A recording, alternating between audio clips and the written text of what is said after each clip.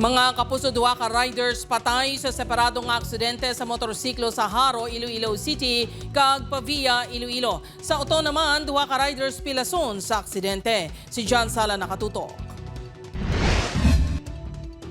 Patal nga pila sa ulong nagom sang 24 anyos nga lalaki ingid kilala kay alias Carlo. Domingo sa kaagaw sa nakabunggo ginamaneho sini nga motorsiklo sa pader sa Iloilo Street, San Vicente, Jaro, Iloilo City. Paglapot sang rider sa diri nga bahin sang dalan ginapahayag nga nadulaan ini sang kontrol kag nagbunggo sa ini nga porsyon sang pader. Makitaan pa diri sa dalan ang agi sang iya dugo. Gindala pa ini sa ospital apang napatay man matapos ang pila ka minutos. Sunod sa traffic investigator halin sa bahin sang lapas ang motorsiklo. May mga nakasaksi nga nakasugid sa kapulisan nga nagaisi-isi kag badasi nga pagpadalagan sini sa motorsiklo antes maaksidente. Gitingon sa news team makuha ang bahin sang pamilya sini sa barangay San Juan Molo apang nagpaiway na sila nga magatubang. Ginbululigan naman sa emergency responders ang lalaking rider sa motorsiklo. Ining nakabunggo sa isa ka pick-up sa intersection sa barangay Maliaw, Pavia, Iloilo sa Biyernes ang hapon. Ginkilala ini kay alias Joey, 28 anyos, tumandok sang Puerto Princesa City, Palawan, apang nagapauli sa banwa sang haniway. Giningagaw pa ini nga dalon sa ospital apang ginbawian sang kabuhi.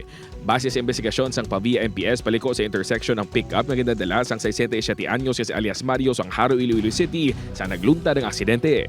Base man sa mga nakuha niya guro dito nga mga evidence kag point of impact, na-establish nga ang nakabunggo amo ang motor. Wala na nakuhaan pa sa bayan ng driver sang pick-up tungod wala maninigin kustodiya sa kapulisan. Nagsugtanay na kunong magtimbang nga kampo sa areglo. Makitaan sa sini nga video ang duha ka mga lalaki nga nagahigda sa dalan. May duwa man ka mga natumba nga motorsiklo malapit sa mga ini. Natabong aksidente sa barangay Trapiche, Oton, Biyernes ang gabi.